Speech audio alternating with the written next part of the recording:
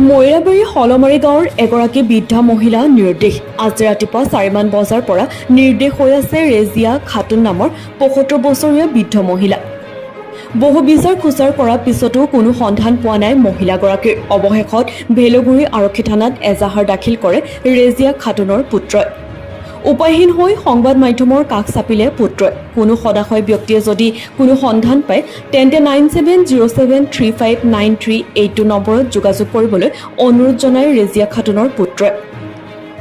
মহিলাজনীৰ বিৱৰণ: নাম ৰেজিয়া খাতুন, বয়স ৭৫, বৰণ বগা, পিন্ধনত নীলা ৰঙৰ শাৰী, উচ্চতা অনুমানিক ৫ ফুট, চুলি মধ্যমীয়া দীঘল, গাঁও হলমাৰী, ডাকঘৰ দলগাঁও, থানা ভলগুৰি, জিলা মৰিগাঁও, অসম। ডাক সূচক 782126।